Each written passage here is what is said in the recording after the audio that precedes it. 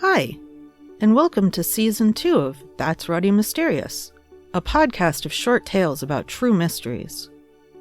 What created the Potomsky Crater? Who was involved in the 1963 Great Train Robbery? I'm not going to solve those mysteries, but they'll be interesting to learn about. I'm your host, Kelly with an I. Transcripts and references for all episodes can be found at that'sruddymysterious.wordpress.com.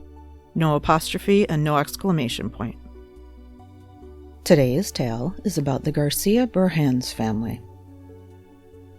The Garcia Burhans family lived on Division Street in the Glassell Park area of Los Angeles, California.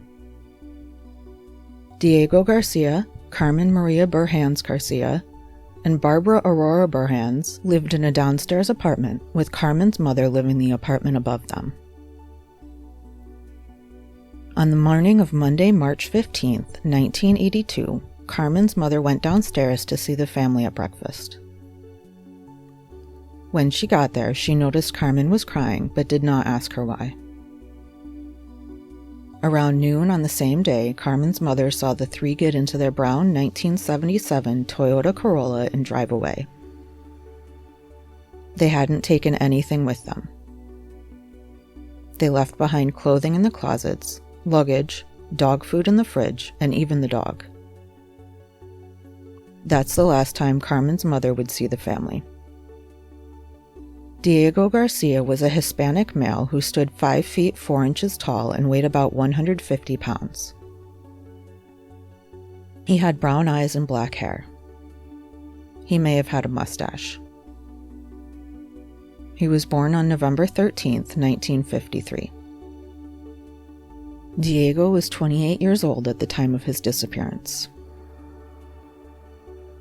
Diego was Carmen's second husband and was stepfather to Barbara, Carmen's daughter from a previous marriage.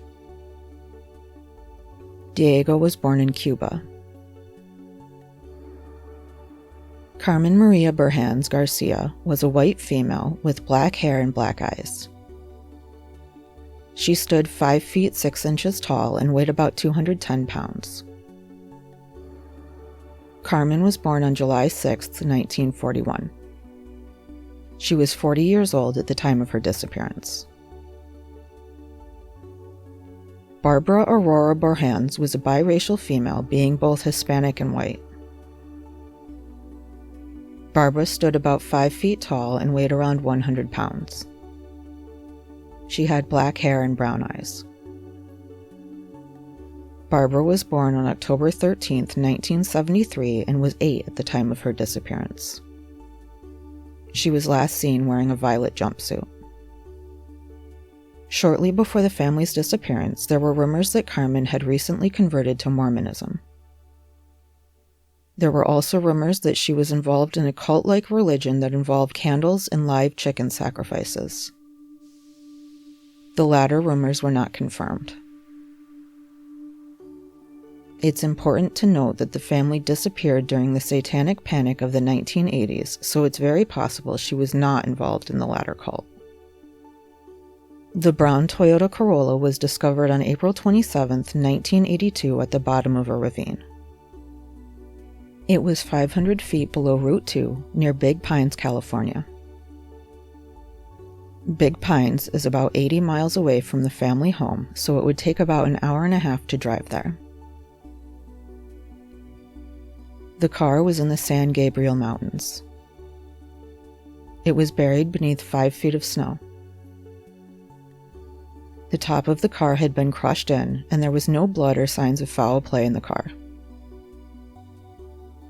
Due to the lack of blood and the fact that no bodies have been found, it was determined that the family was not in the car when it went off the cliff. Route 2, the only road the car could have come from, was closed on March 16th, one day after the family disappeared. Police believe that the car was either manually pushed into the ravine to hide it, or it was accidentally pushed off the side of Route 2 by a snowplow that didn't see it. Despite the lack of evidence in the car pointing to foul play, the police do believe the family met with foul play.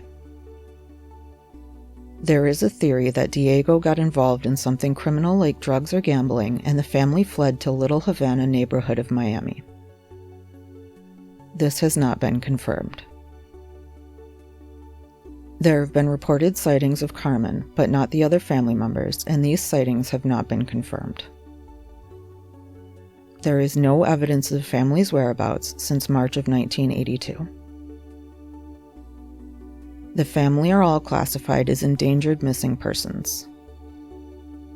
The Los Angeles Police Department is the investigating agency.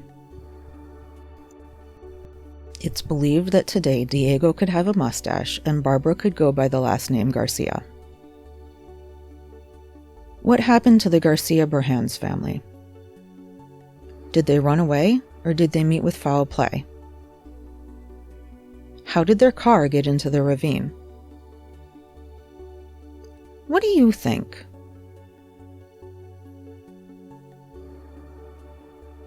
Thanks for listening to today's episode of That's Ruddy Mysterious. I'm your host, Kelly with an I. If you enjoyed this episode, leave a review and follow That's Ruddy Mysterious to be updated about new episodes. Tune in next Tuesday for another thought-provoking tale.